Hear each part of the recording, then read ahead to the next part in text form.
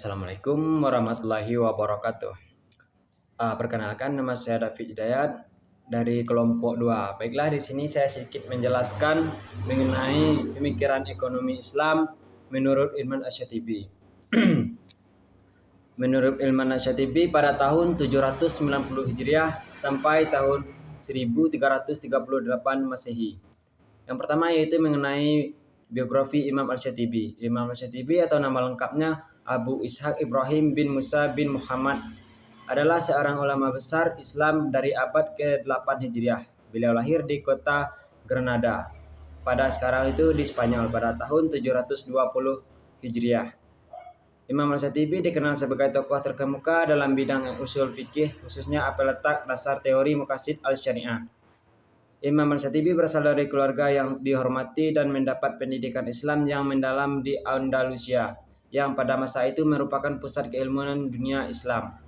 Nama Al-Syatibi merujuk pada asal-usul keluarganya yaitu dari kota Syatibah.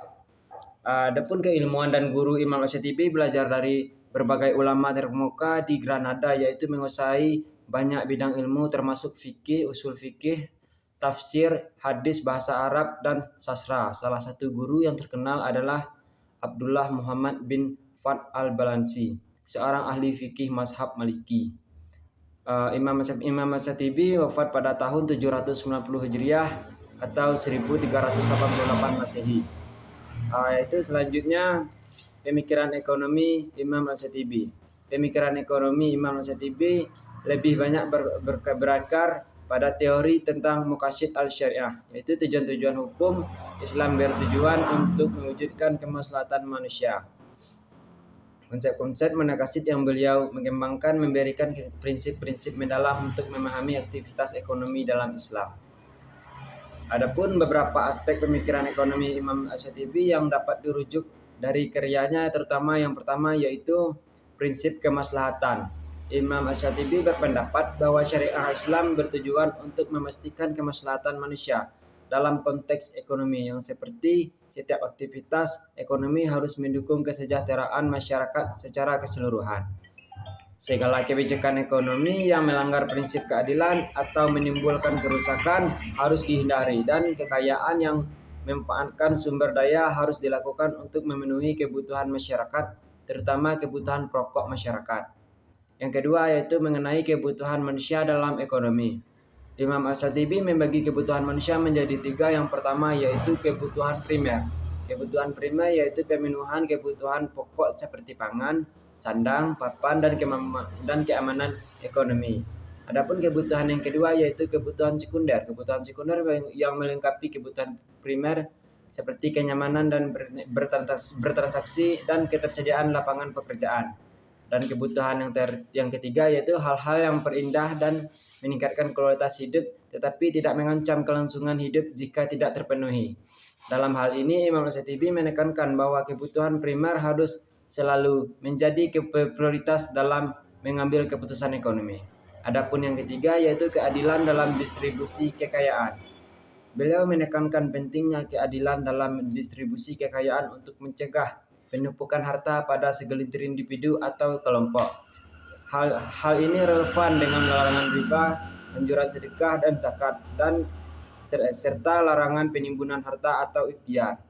Yang nomor 4, pengelolaan sumber daya. Imam Al-Syatibi menekankan pentingnya pengelolaan sumber daya dengan bijak untuk mencapai manfaat jangka panjang. Hal ini melibatkan pemanfaatan kekayaan alam untuk kesejahteraan masyarakat dan pelarangan praktik eksploitasi yang merusak lingkungan atau merugikan generasi mendatang. Yang kelima yaitu larangan praktik ekonomi yang merugikan. Beliau juga menekankan pencegahan praktik ekonomi yang merugikan masyarakat seperti monopoli atau penipuan dan pemalsuan timbangan serta eksploitasi pihak yang lemah. Yang keenam yaitu etika dalam ekonomi. Imam Al-Syatibi menekankan bahwa kegiatan ekonomi tidak hanya tentang keuntungan material tetapi juga harus didasari pada nilai-nilai etika Islam seperti kejujuran dalam berdagang, keadilan sosial, tanggung jawab terhadap masyarakat.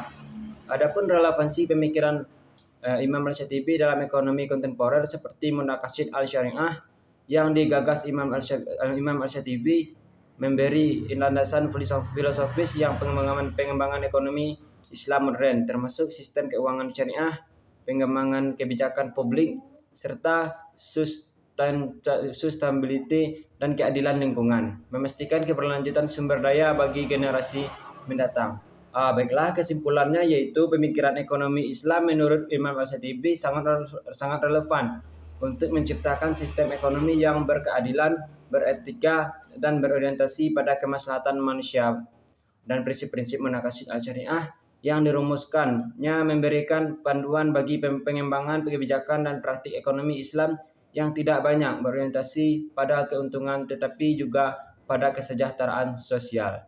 Baiklah, itulah yang dapat saya sampaikan. Mungkin selanjutnya akan dijelaskan oleh teman saya, yaitu dijelaskan oleh Anissa. Sekian dari saya, David Hidayat. Assalamualaikum warahmatullahi wabarakatuh. Pemikiran ekonomi menurut Ibnu Khaldun. Hubungan antara pemerintah dan ekonomi. Ibnu Khaldun mayoritas peran pemerintah dalam menciptakan stabilitas ekonomi. Namun, ia memperingatkan bahwa pajak yang berlebihan atau intervensi yang berlebihan oleh pemerintah dapat melemahkan insentif untuk bekerja dan memproduksi. Ini akan mengurangi pendapatan negara dalam jangka panjang meskipun mungkin meningkatkan pendapatan dalam jangka pendek. Adapun pemikiran ekonomi Ibnu Khaldun yaitu pajak dan ekonomi. Ibnu Khaldun dalam mukaddimah menyatakan bahwa pajak yang rendah mendorong produktivitas perdagangan dan pertumbuhan ekonomi, sehingga menghasilkan pendapatan negara yang lebih besar dalam jangka panjang. Sebaliknya, pajak yang tinggi akan melemahkan insentif bekerja, menurunkan aktivitas ekonomi, dan akhirnya mengurangi penerimaan negara. Pentingnya kebijakan pajak yang adil untuk menciptakan ekonomi yang stabil maupun produktif. Adapun relevannya dengan konteks modern memahami bahwa kebijakan fiskal yang tepat tidak hanya mendukung pertumbuhan ekonomi, tetapi juga kesejahteraan masyarakat secara keseluruhan. Dalam konteks modern, gagasan ini menjadi paduan penting dalam merancang sistem perpajakan yang adil dan efektif. Gagasan ini sejalan dengan teori modern bahwa tarif pajak optimal menghasilkan penerimaan maksimal. Sistem pajak moderat digunakan banyak negara untuk mendorong investasi dan pertumbuhan ekonomi. Berkembangnya suatu pajak, pandangan ini relevan untuk negara yang mencari keseimbangan antara pendapatan pajak dan pertumbuhan. Pemikiran ini menunjukkan pentingnya kebijakan pajak yang adil untuk menciptakan ekonomi yang stabil dan produktif bagi negara tersebut. Untuk selanjutnya akan dijelaskan oleh rekan saya, yaitu Sabta Milardino. Pemikiran ekonomi Islam menurut Al-Maqrizi yang relevan. Pemikiran ekonomi Islam menurut Al-Maqrizi yang relevan dengan tantangan ekonomi modern, terutama dalam konteks krisis ekonomi, stabilitas moneter, dan keadilan distribusi.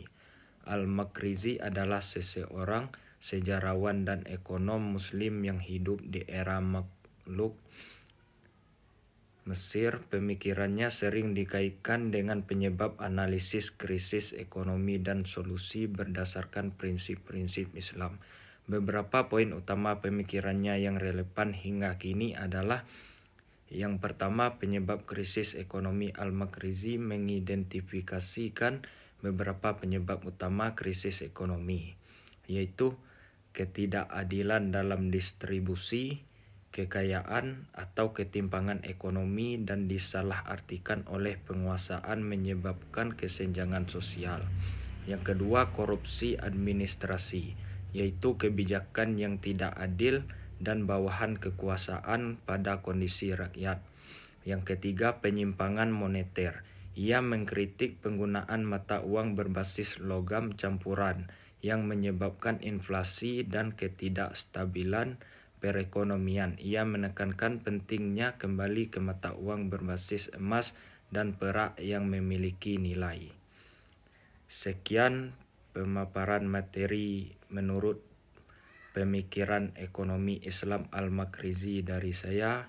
Saya tutup dengan Assalamualaikum warahmatullahi wabarakatuh.